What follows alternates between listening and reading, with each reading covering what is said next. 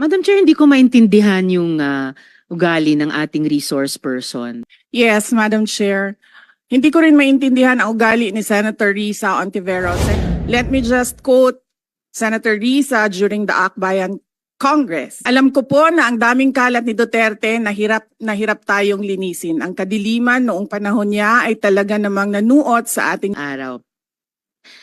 Una po, I note that a huge chunk of the OVP's 2025 operations budget, 1.909 billion pesos, will be used for the delivery of socio-economic programs, such as one medical and burial assistance program. This supplements other healthcare programs of the government to assist indigent individuals and families. For 2025, 771.445 million will be allocated for the program. Sa loob niyan, 600 million pesos for medical assistance and 171.445 million for burial assistance, which are, Madam Chair, very similar to the medical assistance to indigent or financially incapacitated patients program o MAIF-IP of the DOH. And DSWDs, Assistance for Individuals in Crisis Situations, or AICS. Pangalawa, disaster operations, which aims to provide relief goods to disaster-stricken areas not commonly reached by other agencies. Para doon, 101.644 million pesos. And is also similar doon naman sa disaster risk management program of the DSWD. Third, relief for individuals in crisis and emergencies, or providing food boxes or food items to families who are ineligible for OVP's other services. So 50 million pesos, which is also similar to DSWD's AICS. And last, Magnegosyo Taday, livelihood assistance for those with entrepreneurial skills, 150 million pesos, which is also similar to DOLES naman, Integrated Livelihood Program o DLIP. So, ang tanong ko po dito, Madam Chair, anong nag-lead sa OVP na mag-consider na i-launch yung ganitong programs? May ginawa bang studies para suportahan yung pagkakaroon ng ganitong programs na parallel naman sa katulad at existing programs ng iba't iba nating line agencies, Madam Chair? Yes, Madam Chair. Thank you. Noong ako po ay nangampanya, tatlo lang po yung sinabi ko na plataforma. Una po, trabaho. Pangalawa po, edukasyon. At tatlo, mapayapang pamumuhay para sa ating mga mamamayan. Nung pumasok po kami sa Office of the Vice President, tiningnan po namin ang mga pinakamaraming requests ng ating mga kababayan.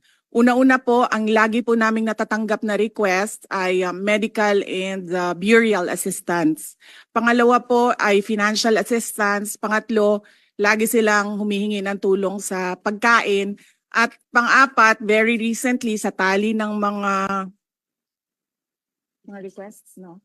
Yes, sa tali ng mga requests is yung educational assistance na sinasabi ng mga kababayan natin. Sinasabi namin lagi sa kanila, libre naman yung public schools. Ngayon ay libre na rin yung higher educational institutions. Pero sinasabi nila nahihirapan kasi sila sa plete, nahihirapan sila sa pabaon ng mga bata at sa pagkain ng mga bata. Kaya meron kaming bago, ito yung educational assistance. At ang panghuli naman, lagi naming natatanggap na request galing sa ating mga kababayan ay kapag sila ay naging biktima ng disaster, whether man-made or natural disasters. So sila po ay lumalapit sa Office of the Vice President.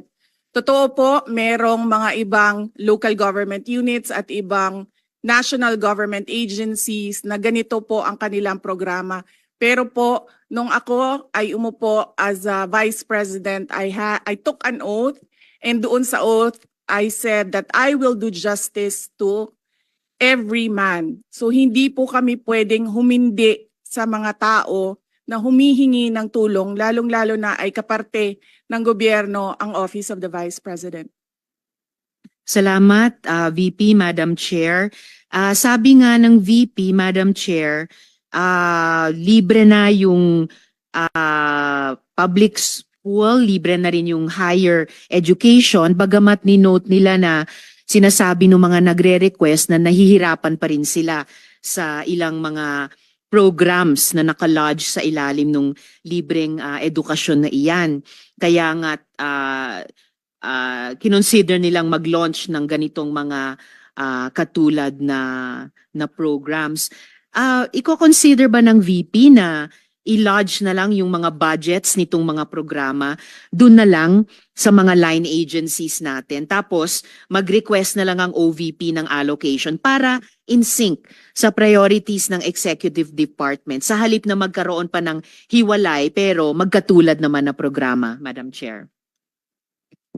Madam Chair, we only submit the budget and we leave it to the discretion of all the members of Congress to decide on the budget. We can only propose a budget for the Office of the Vice President. Pero magbibigay po ako ng halimbawa kung ganun po ang gagawin natin. Tulad po ng AIX ng DSWD. Kapag meron po kaming nire-refer o binibigyan ng endorsement ng AIX sa DSWD, kadalasan po nasagot sa amin ay hindi pwede dahil galing yan sa Office of the Vice President at kalaban yan. Minsan po, totoo yan na pupolitika ang assistance para sa ating mga kababayan. Kaya po, uulitin ko, ang mga tao naman kasi hindi sila tumitingin sa politika. Tumitingin lang sila na itong opisina na ito ay opisina ng gobyerno at pwede kaming humingi ng tulong doon. And so I go back to the oath that I shall do justice to every man at kaya po kami nandito at kaya po kami merong mga ganito na mga projects sa Office of the Vice President. Salamat VP, Madam Chair. Wini-welcome ko yung sinabi nila na the VP would leave it to the discretion of the members of Congress. Medyo nagitla ako nung sinabing minsan pag may nire-refer ang OVP para sa AIX, ang feedback ay kalaban niyan. Dahil Madam Chair, I believe tayo sa Kongreso when we appropriate the budget, merong implicit na assumption tayo doon na pagkatapos, in the exercise of our oversight function, yung parehong level ng professionalism we demand of ourselves ay presumption of regularity, ina-expect natin sa lahat ng members ng executive, lalo na when they are working together. Kaya, gaya ng sinabi ko kanina, wini-welcome ko yung sinabi ni VP na they would leave it to the discretion of the members of Congress, and tayo naman ay hindi tayo bibitaw sa mahigpit nating pag-ensure na these programs be implemented by the appropriate agencies o kahit in collaboration with each other na naaayon talaga sa tamang standards above partisan politics. And therefore, at the proper time, Madam Chair, gagawa ako ng proper motion para i-lodge yung budgets ng mga programang ito sa line agencies na may klarong opportunity for OVP na mag-request for allocation as for other offices in the executive. Yung huling tanong ko sa ngayon, Madam Chair, for 2025, one of the OVP's programs, Pagbabago Campaign, 1 Million Learners and Trees, involves the provision of bags to 1 million learners in remote communities while initiating tree planting activities. This gets an appropriation of 100 million pesos. Part of this campaign is an allocation of 10 million pesos for the distribution of Isang Kaibigan books, a children's book authored by the VP. Pwede po bang sabihin ni VP sa atin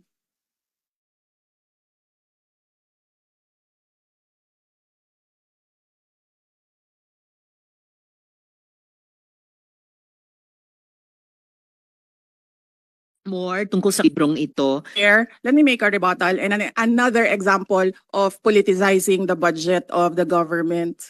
Ito pong sinabi ni Senator Risa Ontiveros na at the proper time she'll make a motion to lodge the budget the requested budget of the OVP to the other agencies. Let me just quote Senator Risa during the Akbayan Congress. Alam ko po na ang daming kalat ni Duterte na hirap tayong linisin. Ang kadiliman noong panahon niya ay talaga namang nanuot sa ating lipunan para mansa na napakahirap tanggalin. At habang ang anak niya ay may kapangyarihan pa, hindi magiging madali ang ating laban.